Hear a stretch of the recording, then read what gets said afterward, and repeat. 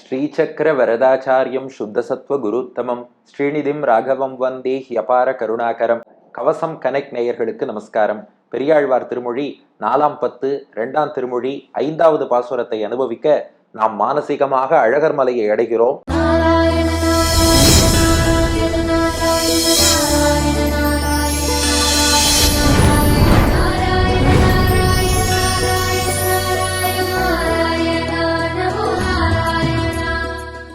இப்போ கொஞ்சம் வித்தியாசமான காட்சி. அழகர் மலையிலே நிறைய யானைகள் நிறைந்திருக்கின்றன. ஆண் யானைகளாகிய களிர்கள், பெண் யானைகளாகிய பிடிகள் எல்லாம் நிறைந்திருக்கின்றன. அவை அத்தனையும் அழகருடைய பரம அடியார்களாகவும் விளங்குகின்றன. ஆண் யானைகளும் அழகரின் பக்தர்கள், பெண் யானைகளும் அழகரின் பக்தைகள். இப்படி விளங்கக்கூடிய யானைகளுக்கு மத்தியில் நடக்கக்கூடிய ஒரு உரையாடலை இந்த பாட்டில் பெரியாழ்வார் வர்ணிக்கிறார். இது அப்படியே இந்த காட்சியை சம்ஸ்கிருதத்துல சுந்தரபாகு ஸ்தவத்திலே கூரத்தாழ்வானும் வர்ணித்திருக்கிறார். அப்படி என்ன காட்சி? 5வது பாசுரம். ஒரு வாரணம் பணி கொண்டவன் பொய்கையில் கஞ்சந்தன், ஒரு வாரணம் உயிர் உண்டவன் சென்றுரையும் மலை, கருவாரணம் தன்பிடி துறந்தோட கடல் வண்ணன் திருவானை கூறத் திரியும் தன்மாலிரும் சோலையே. ஒரு வாரணம் பணி கொண்டவன் பொய்கையில் கஞ்சந்தன், ஒரு வாரணம் உயிருண்டவன் சென்றுரையும் மலை, கருவாரணம் தன்பிடி துறந்தோட கடல் வண்ணன் திருவானை கூறத்திரியும் தன்மாலிரும் சோலையே. இப்போ நம்ம எல்லாருக்கும் கஜேந்திர மோட்சம் நன்னாவே தெரியும். வாரணம்னா யானைன்னு அர்த்தம். ஒரு வாரணம்னா ஒப்பற்ற ஒரு யானை. கஜேந்திரனை போல ஒரு பக்தனை பார்க்க முடியுமா? அதுதான் ஒப்பற்ற யானையா. அது எந்த வகையில் ஒப்பற்ற யானைனா, அது யானையா பிறந்தாலும் முன் ஜென்மத்துல இந்திரத்யும்னன்கிற பாண்டிய மன்னன் அந்த முன் ஜென்மத்துல செய்த பக்தியின் நினைவு யானையா பிறந்த போதும் இருந்தது. அதனால ஒரு பொய்கையில் இறங்கி தாமரையை பறிச்சு அந்த தாமரைய பெருமாள் திருவடியில சமர்ப்பிச்சு கைங்கரியம் பண்ணணும்னு அந்த யானை ஆசைப்பட்டது. ஒப்பற்ற யானை ஒரு வாரணம். அவ்வாறு இறங்கி தாமரையை பறித்தவாறே ஒரு முதலை அதன் காலை கவ்வியது. முதலை கிட்ட இருந்து தப்பிக்கலான்னு பார்த்தது, தப்பிக்க முடியல. ஆதி மூலமேனு எம்பெருமானை அழைத்ததே. அப்படிப்பட்ட பக்தி மிக்க ஒரு வாரணம், ஒப்பற்ற ஒரு யானை. அது மட்டும் இல்ல, அது ஏன் பெருமாளை அழைச்சதுன்னா, இந்த முதலை கடிச்சு அது செத்தாலும் அந்த யானைக்கு கவலை இல்லையாம். ஏன்னா உயிர் போனாலும் அடுத்து மோட்சம், பெருமாள் திருவடிக்கு போறோம், எதுக்கு அதை பத்தி கவலைப்படணும்?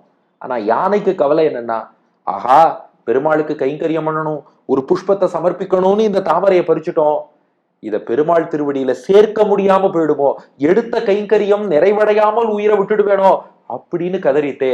அதனால அது ஒப்பற்ற யானை. மகான்கள் என்னைக்குமே சுயநலத்துக்காக கவலைப்பட மாட்டா. கைங்கரியம் நின்று போயிடக்கூடாது. பெருமாளுக்கு இந்த புஷ்பத்தை சமர்ப்பிக்காம போயிட்டேன்னா, அந்த கைங்கரியம் நின்று போச்சுன்னா அதை என்னால தாங்கிக்க முடியாதே. இப்போ மோட்சம் கிடைச்சிடும். முதல்ல கால கல்வி யானை இறந்தே போனாலும் ஜீவாத்மா மோட்சம் போயிடும். ஆனா பறிச்ச பூவை பெருமாள் திருவடியில சேர்க்க முடியாதே. ஒரு வாரணம். இப்படிப்பட்ட பக்தி கொண்ட ஒப்பற்ற ஒரு யானை. பணி கொண்டவன்னா, பணினா கைங்கரியம்னு அர்த்தம். பணி கொண்டவன்னா தன் கைங்கரியத்தை ஏத்துண்டார். அதனாலதான் பெருமாள் கிடுகிடுகிடுன்னு ஓடி வந்து அந்த முதலையை சக்கராயுதத்தால் முடித்து யானையை காப்பாத்தி அந்த தாமரையை என் திருவடியில போடு, நான் ஏத்துக்கிறேன்னு வாங்கிண்டாராம். நினைச்சு பாருங்க, பெருமாள் நினைச்சா இந்த யானையை காப்பாத்தணும்னா அரைகுலைய தலைகுலைய கருட வாகனத்துல ஓடி வரணும்னு தேவை கிடையாது. அவர் இருந்த இடத்துல இருந்து முதலைய சம்ஹாரம் பண்ணிடலாம். ஆனா இந்த யானை பறிச்ச தாமரைய தன் திருவடியில சேர்த்துக்கணும்னா அவர் வந்தாதானே முடியும். பெருமாள் வந்தாதானே கைங்கரியம் நிறைவு பெறும். அதற்காக பணி கொண்டவன், அந்த கைங்கரியத்தை ஏற்றுக்கொண்டவன். எங்கேனா பொய்கையில், அந்த பொய்கை கரையிலே. ஆக கஜேந்திரன் ஒரு பொய்கை கரையிலே எம்பெருமானை அழைக்க அந்த ஒப்பற்ற ஒரு யானையினுடைய பணி கொண்டவன் கைங்கரியத்தை ஏற்றுக்கொண்டார். இது எங்க? பொய்கையில. இன்னொரு பக்கம் மதுரால கஞ்சந்தன் ஒரு வாரணம் உயிர் உண்டவன். கம்சன் இருக்கானே, அவன் என்ன பண்ணா, குவலையா பீடம் என்ற யானை. இதுவும் ஒரு வாரணமா, ஒப்பற்ற யானையா. எதுலன்னா துஷ்டத்தனத்துல, அடுத்த வாழை ஏமாத்துறதுல, மதம் பிடித்து எல்லோரையும் அழிப்பதிலே, அதுல ஒப்பற்ற யானை தான். அதனால கஞ்சந்தன் கம்சனுடைய ஒரு வாரணம், கம்சனுடைய தீமை நிறைந்த துஷ்டத்தனம் கொண்ட கோலையாப்பீடம் என்ற தீய யானை. அந்த யானையை என்ன பண்ணான்னா உயிர் உண்டவன். உண்டான்னா அழிச்சுட்டான்னு அர்த்தம். சில சமயம் சொல்லுவா இல்லையா, என்னப்பா அப்பா சொத்தெல்லாம் இவன் சாப்பிட்டுட்டான்பா. சாப்பிட்டுட்டான்னு என்ன அர்த்தம்? எல்லாத்தையும் அழிச்சுட்டான்னு அர்த்தம். உயிர் உண்டவன், அந்த கோலையாப்பிடம்ங்கிற யானையின் உயிரை உண்டு விட்டான். எப்படி? கண்ணன் மதுராவுக்குள்ள வரான். கம்சன் குவலையாப்பிடம்ங்கிற யானையை நிறுத்தியிருக்கான். யானை பாகனுக்கு பணம் கொடுத்திருக்கான். இந்த யானை அப்படியே மதம் பிடிச்சு கிருஷ்ணன் பலராமனை மிதிச்சு அழிக்கணும் அப்படின்னு சொல்லி வச்சான். ஆனா கண்ணன் பார்த்தான், யானையை சாச்சு யானை பாகனை அழித்து அந்த குவலையாப்பிடத்தின் தந்தமாகிய கொம்பை முறித்து அந்த தந்தத்தாலையை குத்தி யானைய வதம் பண்ணிட்டான். ஆக கஞ்சன் தன் ஒரு வாரணம், கம்சன் சொல்லிட்டான் என்னுடைய ஒப்பற்ற யானை ஒரு வாரணம்னா அந்த யானையினுடைய உயிர் உண்டவன், அதன் உயிரையே அழிச்சவன். இப்படி நல்ல பக்தனாகிய கஜேந்திரன்கிற யானைக்கு கைங்கரியத்தை எத்துண்டான். துஷ்ட யானையான குவலையாப்பிடம் என்பதை அழித்தொழித்தான். அவன் சென்று உறையும் மலை. அவர் வந்தாராம் அழகர் மலைக்கு. இதுக்குன்னா கஜேந்திரனை காப்பாத்துறதுக்கு கருட வாகனத்துல ஓடி வந்திருக்கார். இந்த பக்கம் குவலையாப்பிடத்தோட சண்டை போட்டிருக்கார். இதுக்கெல்லாம் இளைப்பாறணும் இல்லையா? இளைப்பாறணும்னா ஒரு மலைச்சாரல்ல, ஊட்டி கொடைக்கானலுக்கு தானே எல்லாரும் போறார், ரெஸ்ட் எடுத்துக்க போறேன்னா இவர் நேரா அழகர் மலைக்கு போனாராம். ஓய்வெடுக்க போகிறேன் என்று சென்று உறையும் மலை. இந்த களைப்பெல்லாம் தீரும்படி. உடனே எந்த சம்பவம் முன்னாடி எது பின்னாடி அதுக்கப்புறம் மலைக்கு வந்தாரா அப்படியெல்லாம் பார்க்க கூடாது. இதெல்லாம் கவி ரசம். ஆழ்வார் எப்படி அனுபவிச்சிருக்காருன்னு புரிஞ்சுக்கணுமே ஒழிய இல்லையே இவர் நாள் அழகர் மலை கிருத்தயுகத்திலேருந்து இருக்குன்னு சொன்னார், இப்ப என்னடான்னா கிருஷ்ணாவதாரத்துல ஓய்வெடுக்க போனார்னு சொன்னாரேன்னு நாம பார்த்துட்டோம்னா ரசனையை இனிமே தான் வளர்த்துக்கணும்னு அர்த்தம். இப்ப விஷயத்துக்கு வருவோம். சென்று உறையும் மலை, அங்கே சென்று இப்போது ஓய்வெடுத்து கொண்டிருக்கிறான். இந்த பெருமாள் அங்க வந்ததுனால எந்தெந்த யானைகளுக்கெல்லாம் மனசுல தீய எண்ணம் இருக்கோ அந்த கொடிய யானைகள்லாம் ஓடிடுதான். ஏன்? கோலையாப்பிடத்துக்கு நேர்ந்த கத்தியை நினைச்சு பார்த்தது. அச்சோச்சோ நாமெல்லாம் தீய யானைகள், கோலையாப்பிடத்தை அழிச்சவன் நாம இங்க இருந்தா நம்மளையும் அழிச்சிடுவான், ஓடிடுத்தான். ஆனா நல்ல யானைகள்லாம் வேற எந்த ஊர்ல இருந்தாலும் அழகர் மலைக்கு வந்துருத்தான். ஏன்னா கஜேந்திரனுக்கு அனுகிரகம் பண்ணவன் நாம இங்க இருந்தோம்னா நமக்கும் அனுகிரகம் பண்ணுவான். இது அப்படியே வியாக்கியானத்துல மணவாள மாமுனிகள் காட்டியிருக்கார். இந்த அழகர் ஒரு யானைக்கு அனுகிரகம் பண்ணிட்டு இன்னொரு யானையை அழிச்சுட்டு அழகர் மலையில ஓய்வெடுக்க வந்துட்டார். இந்த செய்தி எல்லா யானைகளுக்குன்னு ஒரு வாட்ஸ்அப் குழு இருக்குன்னு வச்சுக்கோங்களேன். அவாவா ஒரு வாட்ஸ்அப் குழு அட்மின்னு வச்சுட்டு இருக்கா இல்லையா? அது போல இந்த செய்தியும் யானைகளின் குழுவுக்கு மத்தியில் பரவவும் நல்ல யானைகள்லாம் கஜேந்திரனை நினைச்சுட்டு இந்த மலைக்கு வந்துருத்தான். கெட்ட யானைகள்லாம் கோலையாப்பெடுத்த நினைச்சுன்னு விலகி போயிடுத்தான். அதனால அழகர் மலையில இருக்கிற அத்தனை யானைகளுமே பரம கிருஷ்ண பக்தர்களாக, அழகருடைய பரம அடியார்களாக எல்லாம் விளங்குகின்றன. அதனாலதான் அந்த மலையில் நடக்கும் ஒரு காட்சி என்னன்னா, இப்ப அப்படியே இயற்கை வர்ணனைக்கு வந்துருங்கோ. கருவாரணம், வாரணம்னா யானை, கருவாரணம்னா நல்ல ஒரு கருப்பு ஆண் யானை, நல்ல கண்ணங்கரேர்னு இருக்கான். எப்படி? கிருஷ்ணனை போலவே கருப்பா இருக்கு, அழகரை போலவே கருப்பா இருக்கு. அப்படிப்பட்ட ஒரு கருப்பு ஆண் யானை தன் பிடினா பெண் யானைன்னு அர்த்தம்.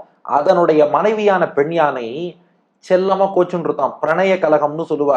இந்த பெருமாளுக்கே சொல்றோம் இல்லையா, பிரணய கலகம்னு பங்குனி உத்தர தண்ணிக்கு ஸ்ரீரங்க நாச்சியார் நம்பெருமாள் மீது கோபம் கொள்கிறாள்னு. அதுபோல பெருமாளோட அடியார்களுக்குள்ள பிரணய கலகம். இந்த பெண் யானை ஆண் யானை கிட்ட கோச்சுன்னு இருக்கான்.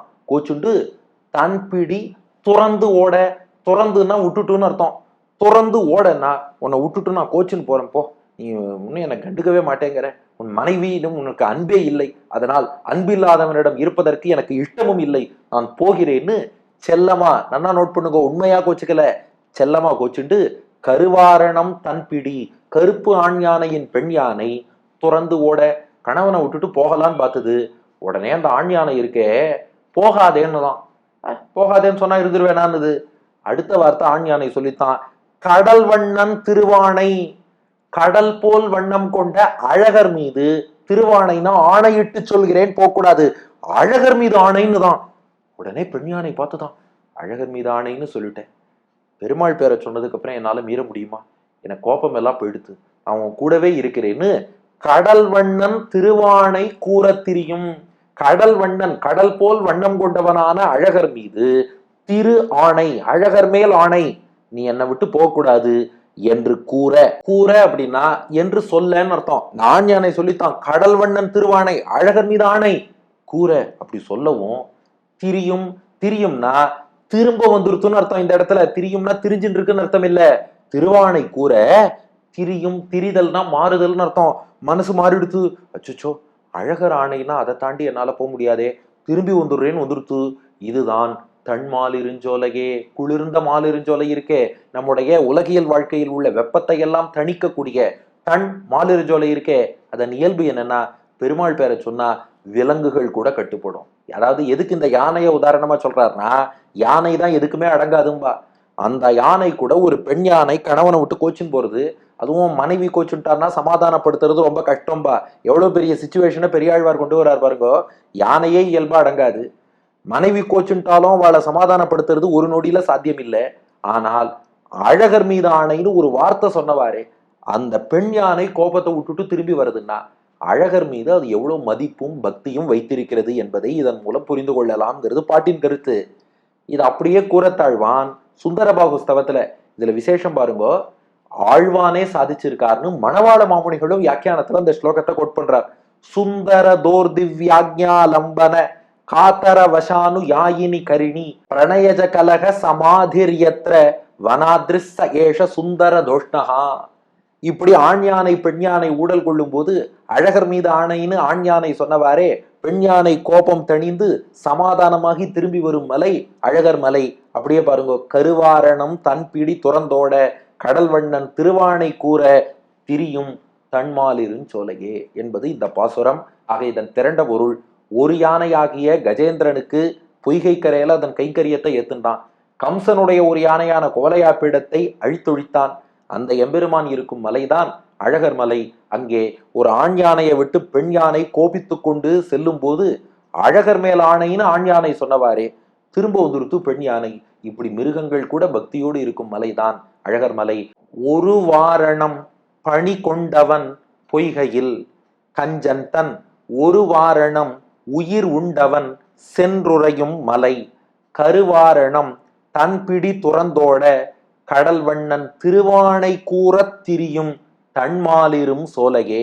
ஒரு வாரணம் பணி கொண்டவன் பொய்கையில் கஞ்சன் தன் ஒரு வாரணம் உயிருண்டவன் சென்றுரையும் மலை கருவாரணம் தன் பிடி துறந்தோட கடல் வண்ணன் திருவானை கூறத் திரியும் தன்மாலிரும் சோலையே.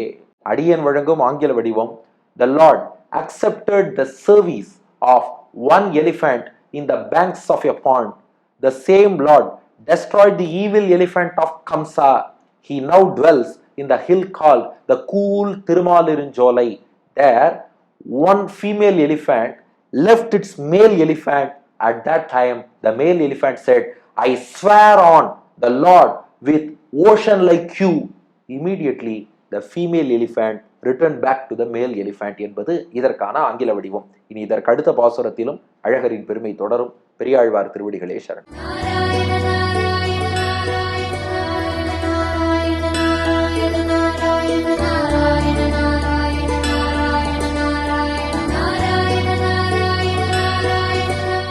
ஒரு வாரணம் பணி கொண்டவன் பொய்கையில் கஞ்சத்தன் ஒரு வாரணம் உயிருண்டவன் சென்றுரையும் மலை கருவாரணம் தன் பிடி துறந்தோட கடல் வண்ணன் திருவானை கூற திரியும் தன்மாலிரும் சோலையே.